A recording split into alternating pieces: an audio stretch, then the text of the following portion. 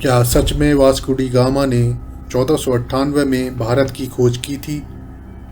90% से ज़्यादा इंडियंस कहेंगे कि हाँ, और ऐसा इसलिए है क्योंकि हमें बचपन से पढ़ाया गया है कि वास्को डी गामा ने इंडिया की खोज की थी, जो कि बिल्कुल गलत है। आज हम इस राज पर से पर्दा हटाने जा रहे हैं। कोलंबस 1492 में ही जानता था कि भारत एक देश है। जैसा कि आपको पता है, कोलंबस ने 1492 में अमेरिका की खोज की थी, मगर असल में उसने इंडिया जाने के लिए सफ़र शुरू किया था। मगर वो रास्ता भटककर अमेरिका पहुंच जाता है और उसे ही इंडिया समझ बैठता है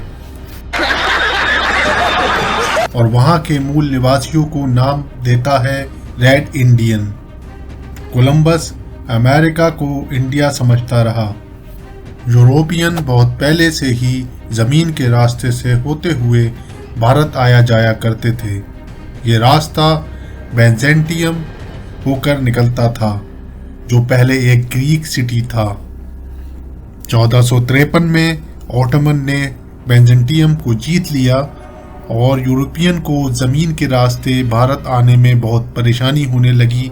उनको ऑटोमन्स को टैक्स देना पड़ता था। इसीलिए यूरोपियंस भारत जाने के लिए समुद्री रास्ते ढूंढने में लग जाते हैं। कोलंबस को स्पेन के राजा ने भारत के समुद्री सफ़र पर भेजा था, मगर वो साहब कहीं और ही निकल गए। गजब बेइज्जती है।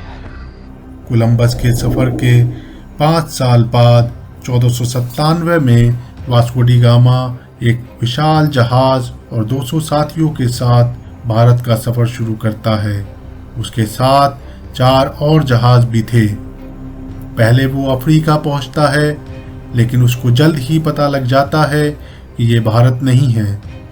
फिर वो केप ऑफ होप से होता हुआ हिंद महासागर में दाखिल होता है, लेकिन इस लंबे और थका देने वाले सफ़र से उसके कई साथी बीमार पड़ जाते हैं और खाने का सामान भी ख़त्म होने लगता है।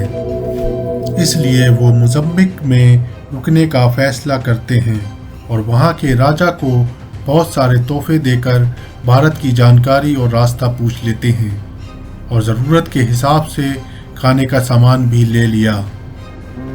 आखिरकार लंबे सफ़र के बाद 20 मई 1498 को वास्को डी गामा ने भारत के कालीकट में कदम रखा। ये वही जगह थी जिसकी उसको तलाश थी। यहाँ पर हर वो चीज़ थी जिसको यूरोप खरीदता था। यहाँ पर वो कालीकट के राजा से मिला और उसको व्यापार के लिए राज़ी किया। 3 महीने कालीकट में बिताने के बाद वो पुर्तगाल चला गया। इस सफ़र में उसके साथ केवल 55 लोग ही वापस जिंदा जा सके और 1502 में पुर्तगाल के राजा ने वास्को डी गामा को पूरी सेना के साथ भारत भेजा। इस बार उसका मकसद कालीकट पर कब्जा करने का था।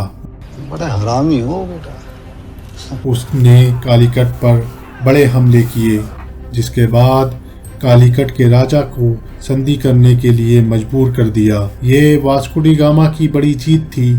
इस जीत के बाद वो वापस पुर्तगाल चला गया। वो 1522 में फिर से भारत आया और 2 साल यहाँ रहने के बाद उसकी तबीयत ख़राब हो गई और 24 मई 1524 में उसकी मौत हो गई और उसको कोची में दफनाया गया।